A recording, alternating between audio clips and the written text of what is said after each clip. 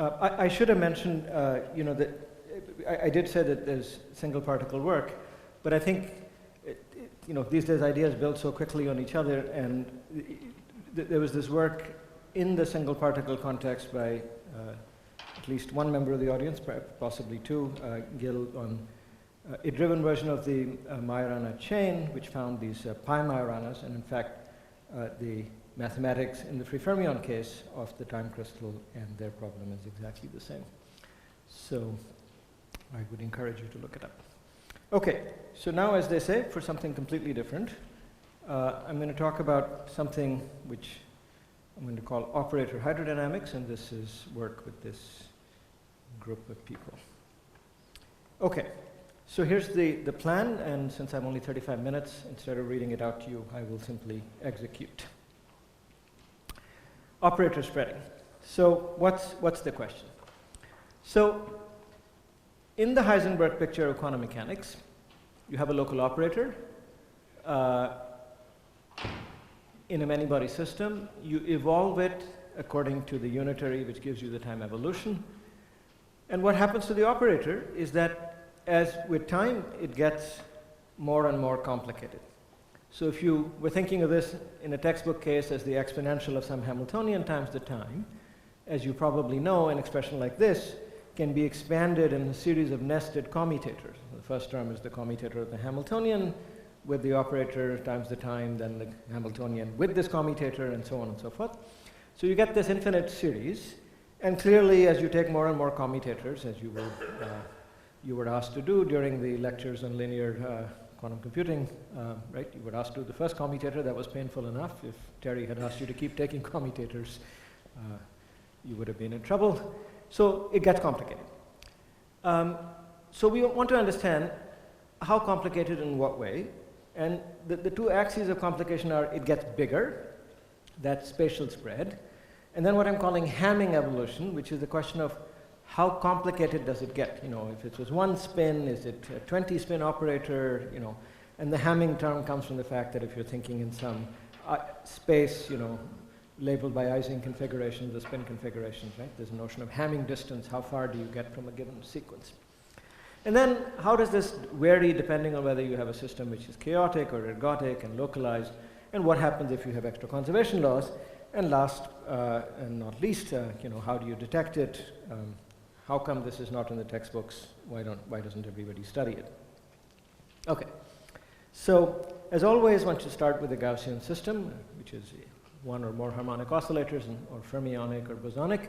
So here's a Gaussian Hamiltonian, and here's the equation of motion. And, sorry, Asa.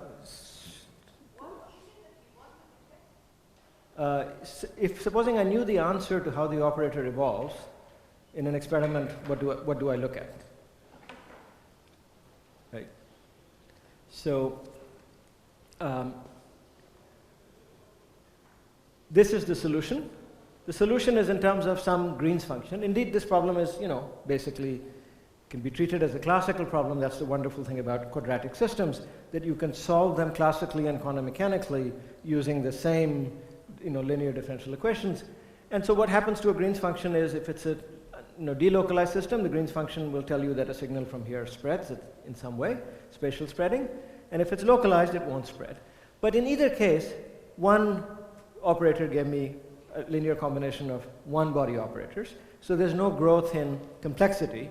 It's just a growth in space, right? So that's Gaussian systems. Okay. Now, I want to consider systems which are very different, which are genuinely many-body.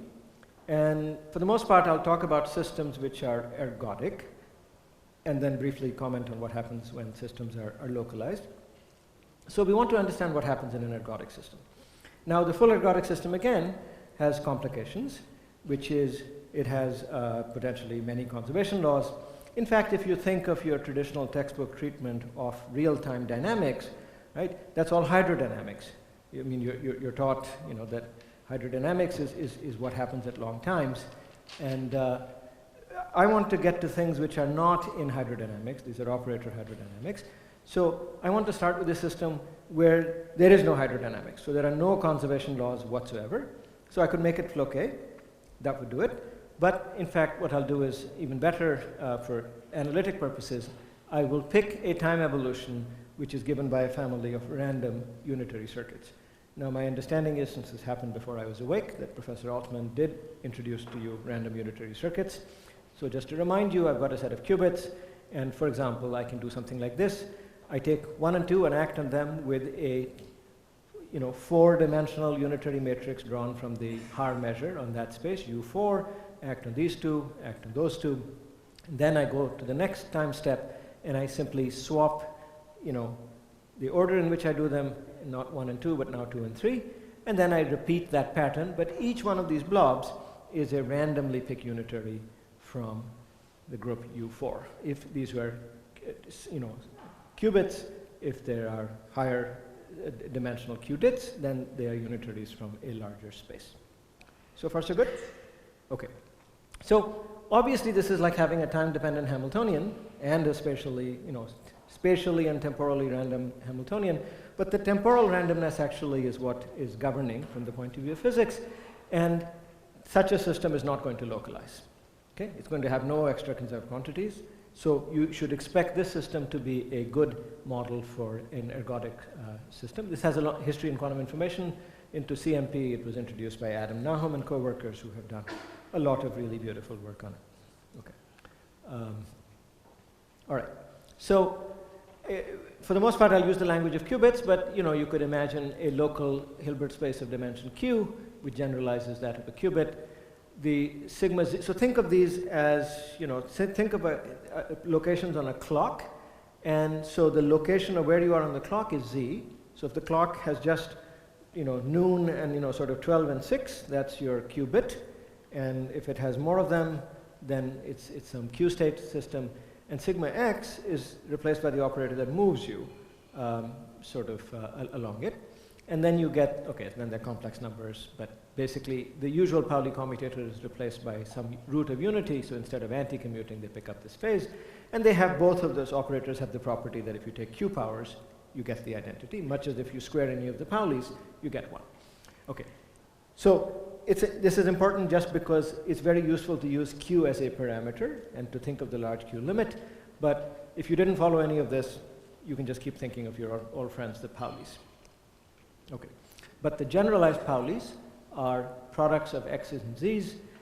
Finally, if you've got a many spin system, you can talk about Paulis which are not just on a single site, but some product of either Paulis or the unit operator. And formally, it's sometimes useful to think of the zeroth Pauli as the identity. So in each site, you pick one of 4 operators, which is either the identity or sigma x, sigma y, sigma z, and you get a Pauli string on the full system. And this is a useful set of operators. These are Hermitian operators on the full system, and you can do the same thing for these q site.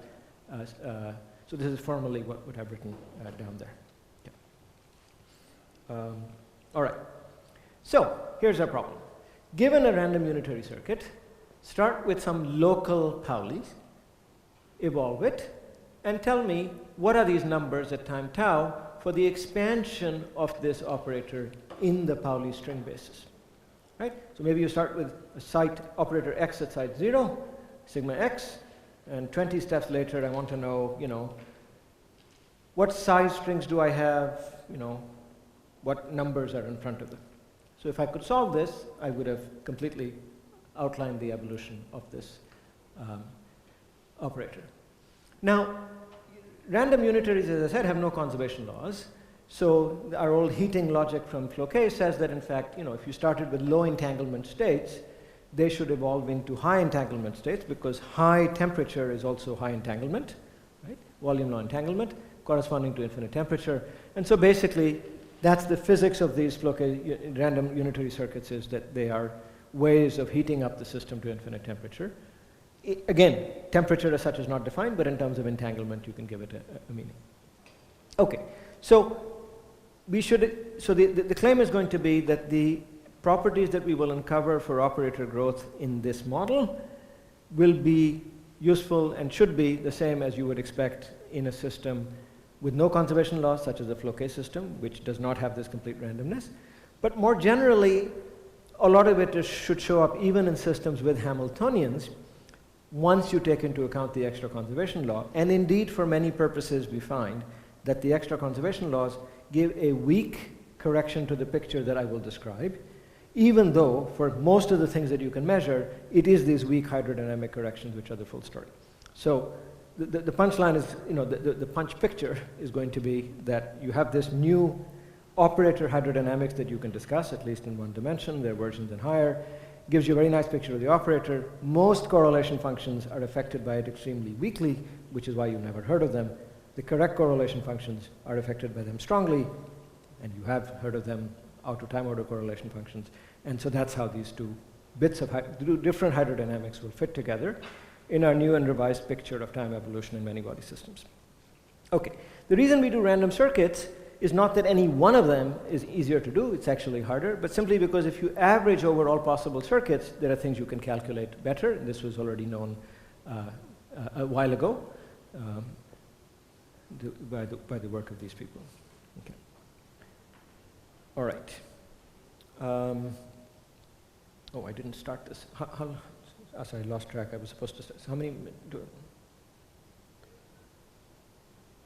how long do I have now? 25, okay. All right, so let's just start that and see how it goes. Okay, so good. So this is what I want to do. So the basic picture is going to be the following. I'll start with an operator. I'll act on it with this, these 2 by 2 unitaries, right? So at step 1, what can happen is you hit the operator, maybe you'll get a 2-side operator. At a later stage, it can go another 2. So there's a limit to how far the operator can spread in a given number of steps. That's this thing I'm calling the light cone velocity. Okay? So there is a light cone in the sense that nothing can go outside that. This is specific to having these circuits. If you have a Hamiltonian and you take an infinite number of commutators, something shows up outside. But then there's this thing called the Lieb-Robinson velocity. Most of the action takes place in a smaller cone, but here it's very nice. Nothing happens outside. So whatever happens is inside, and we want to understand what's the structure of the operator inside. So once it's spread a bit, it actually turns out it's sort of useful. You can sort of examine this end and that end more or less independently. And you can ask, for example, at this end the following question. Pick a site S. So let's suppose I'm here, right? So going up, I'm here. Add up the weight of all the operator strings at that time whose rightmost endpoint is here, right? So you look at a given site and you say, I want operator strings which end here. After that, they're all the identity. And if you add those up, you can define something which we call it rho mu because it starts with an operator sigma mu, and at S at time tau, and this is a fundamental quantity that we can say interesting things about. Now the first thing with averaging over random circuits is it really doesn't matter which operator you pick to begin with, whether it was an X or a Y or a Z, so we can actually drop the mu and simply calculate this number otherwise. Now, the first thing I want to explain is, that in the Q goes to infinity limit, so if the individual Hilbert space gets extremely big, well, then you have the following story. You've got Hilbert space of size Q, right? And then you've got the 2-qubit Hilbert space or qubit Hilbert space of size, Q times Q, right? So in one case, so the general unitary on the 2-qubit Hilbert space almost always entangles the 2 degrees of freedom strongly. Right? Because the only way for the operator not to get bigger would be that your 2-site unitary acts on one site non-trivially and is an identity on the new site that it's acting on. So in the Q goes to infinity limit, that basically doesn't happen. And so in the Q goes to infinity limit, what happens is if you put an operator down at each step, a bit like Charlie Marcus, it just, one step at a time, the level of experimental confidence keeps increasing, the operator keeps getting, bigger and bigger. If Q is not infinite, this is not true, and at a given step, there's some probability that the operator will end up here, and some probability that it won't. On the whole, the probability that it moves, that it grows is bigger, but there is some probability that if, let's say at the next, so there is a probability that let's say at the next step, if it had grown to here, you could imagine, okay, you can move both ways, all right. But with a bias to a given side. Okay. And the bias happens just basically because there are more ways of building in the new site than there are of not building in the new site. Okay, there was something I wanted to see here. It's important, by the way, just to go back to this for a second, we're making a statement about the set of numbers which are the squares of these numbers. If I just average over circuits, then the average of this is certainly 0. But the squares of this and the mathematics of the squares is that of a Markov process, which is the sums of the squares of these numbers have to be 1. That comes from unitarity. And then this set of probabilities evolves by a Markov process in this model from time step to time step, and that's what allows a lot of calculations to proceed. Okay. So far, so good? Okay. All right. So I won't explain in detail where these come from, but basically, you had this, you have to do a little bit of footwork in the sense that if you go back to this, tau is, this is step 1, this is step 2, this is step 3. But this really, the structure repeats after 2 steps, so you decide to combine 2 of them together and you call that t. So this step is t equals 1, the next 2 together will form t equals 2, and so on and so forth. So you have to do a little bit of that, and when you're done with it, you get these recursion relations, which say, for example, let's look at this one. This one is actually for tau, but let's just look at this one, that at time step t plus 1, the operator density at site x, which I remind you is the total weight of all operators that end at site x, right? We're not worrying about where the left end is, has a term proportional to what it was, the ones which are ending at location x at time t, ones which are one step to the left and moved right during this step, and then ones which were one step to the right and moved back during this double step. So then there are these numbers depending on p depends upon q. As q goes to infinity, p goes to 1, and 1 minus p goes to 0. So in this limit that q goes to infinity, basically you have this term, which tells me that what happens at site x came from site x minus 1, which was this feature that it just moves steadily one way. But when q is not equal to infinity, it's biased. It's now a random walk with bias. There's a chance of going right, there's a chance of going left, but there's a net bias to the right. Okay. So a biased random walk you can solve, in the continuum limit. It's just a diffusion problem. And it gives you the answer that this operator density, which is the location of the endpoints of this operator which is spreading, I'm looking at its right edge. Its right edge has a mean location of something that's called the butterfly velocity times the time, and it has a spread. So some operators ended here, very few ended here, very few end there.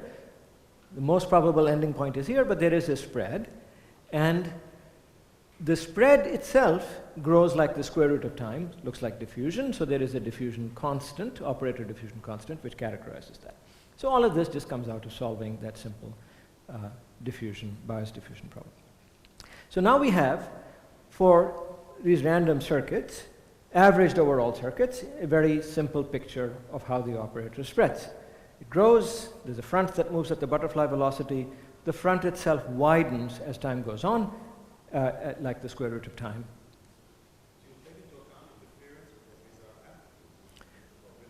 So when I average over random circuits, the evolution of the squares of these numbers becomes a Markov process. But it's an average over, so we can come back and ask the question, what happens in given realizations? But the average, that stuff goes away.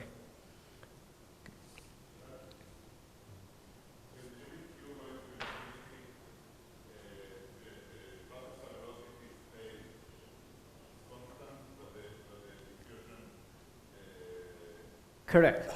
That's right. So because it's completely deterministic, the front is completely sharp. So it doesn't diffuse. And the motion is ballistic because it's at the light cone velocity. Every operator just moves you in lockstep by one step.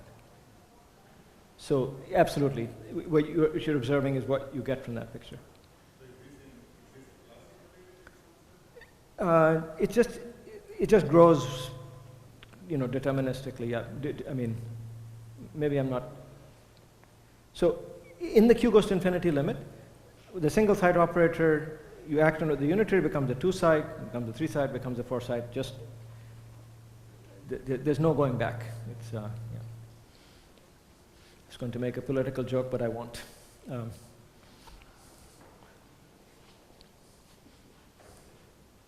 Okay. Good. So coming back to it, we can go back to our picture and say, well, we have this light cone, but you know what? Actually, there's an emergent velocity which is smaller. So there's another locus, the so-called butterfly cone. So most of the operator weight is inside the butterfly cone, and the operator fronts are smeared around the butterfly cone by an amount which is proportional to the square root of time. And that then is the basic front propagation picture that we get. So this picture is, okay, now several things. Okay, so before I get to that, so you can ask, okay, this is an average over all possible random circuits. What happens in a given circuit? So we've looked at it numerically. Obviously, there are fluctuations, but the broad picture of the existence of a butterfly velocity, the fact that the front exists, that it sort of, grows diffusively, as best we can tell on the numerics that we did for the random circuit model, all seems fine. There are fluctuations. They actually get smaller in relative terms as you go out to longer times. So the basic picture seems correct. So the fluctuations don't appear to pose a challenge to the basic picture. Okay. All right, good. So the operators do this. What does it mean? So we've all, learned to calculate time-ordered correlation functions, maybe from Asa's excellent book. So supposing I calculate a 2-point function. So let me take an operator z, sigma z sitting at the origin, and an operator z sitting at some distant site s, and let me evolve this one in time. So this one is going to grow, right? So at some stage, this front is going to hit that. So you might think, oh, good. So when it hits the other spin, I'll see something in the correlation function, right? Okay. So the thing is, yes, you'll get something, but by the time it gets there, this starting operator is spread over a very large number of configurations. So I talked about the operator density. What I didn't tell you was that because in this random evolution, the operator density was the sum of coefficients, squared coefficients, of a very large number of operators, and those are pretty much indiscriminate Pauli strings of that given length. Okay? So it spreads in Hamming space. Unlike the Gaussian problem, where, so it's now just a sum over all sorts of operators. The only thing we know is they're that big, right? It's some number of Paulis multiplied in the middle. So if you go some distance L sub b, which is, the butterfly length, on that distance you have, let's say, 4 to the butterfly length different operators. So roughly, the weight of any given operator is, 1 over 4 to the butterfly length. So if you're worried about, whether things in this string are going to, notice this particular z or not, well, that ends up, being exponentially small. Basically, there are particular strings that will care. So in the simplest case, for example, you could imagine that, if you look at the connected correlation function, the only thing that matters is whether they commute, or not. If they commute, we don't care. If they don't commute, we do. And if they don't commute, there has to be a z exactly there, and that will end up being some exponentially small number. So the reason this is not part of textbooks is that any signature from this in normal time propagation is extremely small. Okay? Now, in d equals 1, there's a very nice work by Sagar Vijay, Jongwan Ha, and Adam Nahum, which is, as best I can tell, only still a KITP talk, where they have isolated this effect by examining the correlation function at a distance set by the butterfly velocity and looking at long times. Don't worry about it. I'm just telling you it's there. In higher dimensions, it's even harder to do. Okay. But you can find a bigger effect in these things called OTOCs, or outer time order correlation functions. So OTOCs, one way of thinking about them is that effects like what we're describing, operators growing, feeling each other, are ones that you are likely to find if you were to ask, do they commute or not? right? So in this case, for instance, if you could take the commutator squared, that's something which, as long as they're far from each other, you wouldn't see anything, but then you might get a big effect because they will stop commuting. And so the growth of the OTOC, we can imagine, will detect operator spreading for generic spreading. This is just to say that one way of thinking about this is to say that a chaotic system is one in which ultimately all local measurements interfere at long enough times, and so that's another way of motivating why you might want to look at such correlation functions in ergodic systems.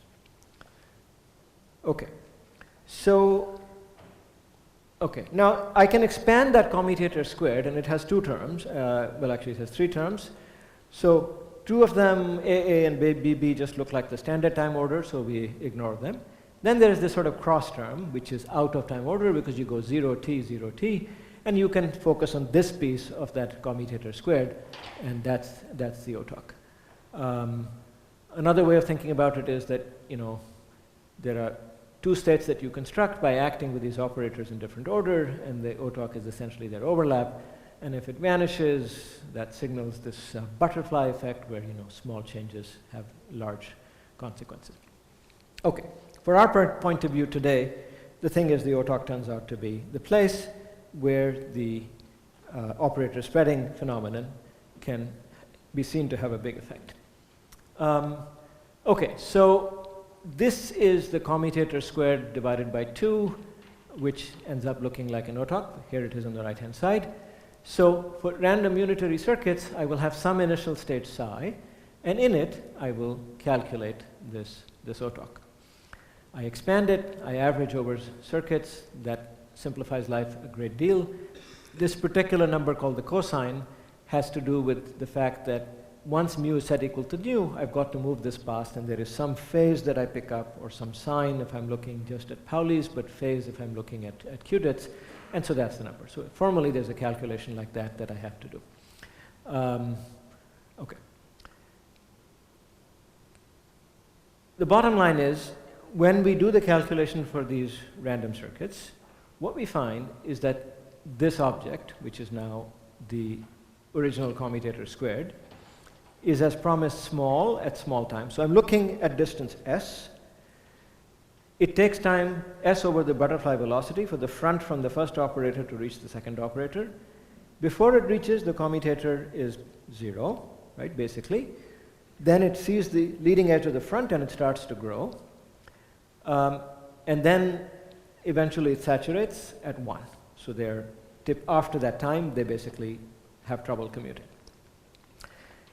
What's shown here is that if S2 is farther than S1, so I'm examining the phenomenon with 2 points at 2 different distances. When it's farther than S1, when 2 is farther than 1, it takes longer for the front to reach. But when the front takes longer to reach, it's actually wider when it hits the second site. And so that's why for S2, it's spread over a longer interval. And I'm plotting all of this relative to time measured from S over BB, so I can put them all on the same graph. Okay? So as promised, in the outer time ordered correlation, this front propagation phenomenon shows up as an order 1 change, not an exponentially small change, but as an order 1 change in a quantity, which is able to detect both the butterfly speed as to what time this happens at, and also the diffusion constant in principle. If you could do this family of measurements, you could extract the operator diffusion constant. Okay, so so maybe one more thing. Okay. So the basic picture without any conservation laws for random circuits, we've also looked numerically at flow case systems, and you can't get to very big systems, but whatever we could see was consistent with this idea. There's been work since then by my collaborators on their own, and also by Vedika Khemani, David Hughes, and Ashwin Vishwanath on taking random circuits and adding a conservation law, which you can do within the context of the random circuit ideology. And then what you discover is that there's a piece of the operator that grows very slowly. The bulk of it runs fast, as I described, right? Then there's the slower piece, which has to do with actual hydrodynamics. And that goes much more slowly. So eventually, when you calculate one of these time-ordered correlation functions, right? Let's say the 2-point function, then the first front rushes by and the correlation function basically doesn't notice it. But when the hydrodynamic front reaches, then you notice what you've been taught you will notice. Right? So you have this nice picture that there is this operator hydrodynamics, and the reason we're calling it hydrodynamics is that this quantity which we defined as a density is conserved, but it's conserved as a consequence of unitarity. Okay? So there's a sort of unitarity derived hydrodynamics in this operator space, and then there is physical hydrodynamics using conserved quantities, and both of them exist in the structure of general correlation functions. The operator hydrodynamics is very significant if you do OTOX. The other hydrodynamics you can find, as usual, in quantities that are infinitely easier to measure experimentally. Okay. For MBL systems, operator spreading works as follows. You have some L-bit Hamiltonian. Obviously, if you pick one of these L-bits, it commutes with everything, doesn't change at all. But you could pick something like a tau x and a tau y, which are L-bit flipping operators. These do grow, not linearly, but logarithmically in size. They are related to the phenomenon that Ehud described of the spreading of entanglement. But on the other hand, they spread in a very peculiar way, and which is to say that the stuff that they attach on all has to do with these L-bits. So the basic off-diagonal part of the operator remains localized. The rest of it grows. So it grows more slowly and in a much more constrained way, and that's what happens in MBL systems. So the operator spreading indeed is very different in the ergodic and MBL limits. Okay, now I can stop here, depending on, I have 5 minutes? Okay, so let me I won't walk through the details, but I'll try and close the circle with the last talk by telling you an application of these operator spreading ideas. So supposing you decided to ask, look, time translation symmetry breaking, right? There is time translation symmetry. Well, that must have a unitary operator that implements it. In quantum mechanics, every symmetry is implemented by some unitary operator. So what is the symmetry that, what is the operator that implements time translation? Let me come to that in a second. Supposing I had that unitary, can I talk about an order parameter for time translation symmetry breaking? So what's an order parameter? Well, it's, an order parameter in the usual case, Hamiltonian or Floquet, is some, object, some local operator, which under the symmetry transforms non-trivially. Maybe it's a spin, which under the Ising symmetry picks up a minus sign. So the symmetry operators have to commute with the Hamiltonian. The order parameter has to transform as an irreducible representation of the symmetry group, but the non-identity representation. Right? Okay. By the way, we were just discussing at lunch yesterday that all of us are, in some sense, irreducible representations of the Poincare group, so you shouldn't be too dismissive of group theory. Okay. Elementary particles are, and therefore we are too. Okay. All right, good. So if you have such an order parameter, you can detect the symmetry by looking at two-point functions. So let's mimic this procedure for time translation symmetry. So in a Hamiltonian system, this is the unitary. The time evolution unitary is what implements time translations. Likewise, for a Floquet system, right? For one period, it's u of t, and then it's a generator. You just repeat it as many times as you want. Clearly, the Hamiltonian commutes with u of t, and clearly this unitary commutes with itself. So far, so good? Right? Okay. Sounds ridiculous, but that's true. In every system, time translations are implemented by a particular operator for that system. It's not like the momentum. Spatial translations, for a large class of systems, you'll have the same momentum operator, as long as you don't change the degrees of freedom. That's not true of time translation. It's what used to be called a dynamical symmetry. It depends on which Hamiltonian you're looking at. So now you may say, well, can I find an order parameter which does this? Under time evolution, it comes back to itself up to a phase. I'm interested in abelian. Well, that's the operator spreading question. So you're asking the operator non-spreading question. Can you find an operator which doesn't spread? Right? If you can use it as an order parameter for time translation symmetry breaking. Okay. Ignore all the rest of it since... Okay. Now, such operators always exist. If you just take exact eigenstates and you make up this beast, well, sure enough, it picks up a phase. But of course, something like this isn't local, right? I mean, it's exact eigenstates of a many-body system.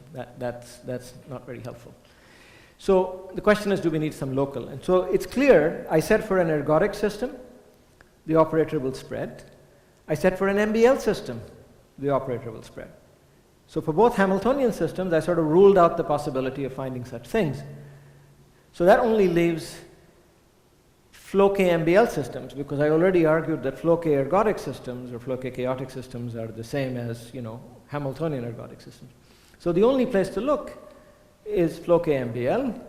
And of course, a wonderful part of our story is that in part one, we already saw that in the flow-k MBL context, indeed you can find something that looks like it breaks time translation symmetry. And if you go back to that, model unitary, so if I had these z's, well, those z's, each z in one cycle actually goes to minus itself because it's got this flip operator that acts on it, right? So in fact, the local magnetization in our model unitary for the time crystal precisely had the feature that under time evolution it stayed local and transformed non-trivially under time translation. It picked up a minus sign in every period. So in fact, it was a ready-made order parameter for detecting time translation symmetry breaking. So I don't want to oversell this because it's a weird definition of order parameter. It doesn't always exist. The usual thing about order parameters is they exist and you can ask whether they develop an expectation value or not. But here, the question of whether they exist is interesting, and when the one case where they do exist, it turns out you can actually find a phase which breaks time translation symmetry in that sense. And with that, I believe I'm ending more or less on time.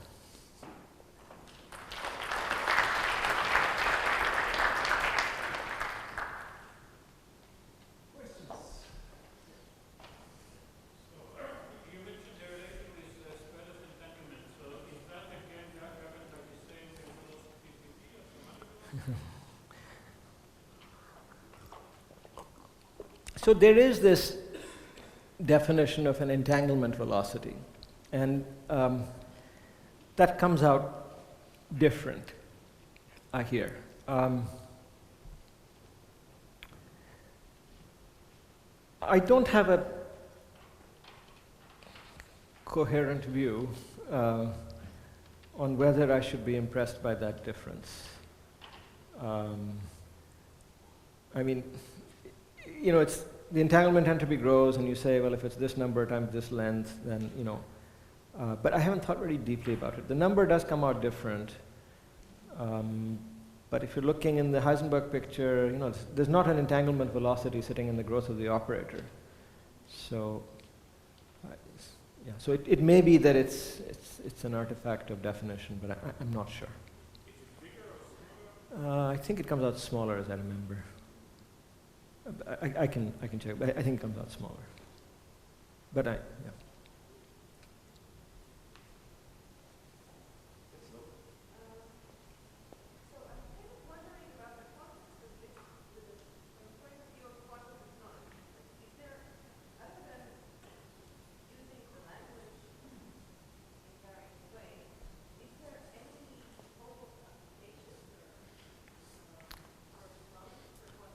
Look at what the world has come to. 10 years ago, we would have asked her, why are you wasting your time with this stuff? Why don't you work on real solid-state physics? Now she wants to know, why are you doing solid-state physics? How come you're not building a quantum computer?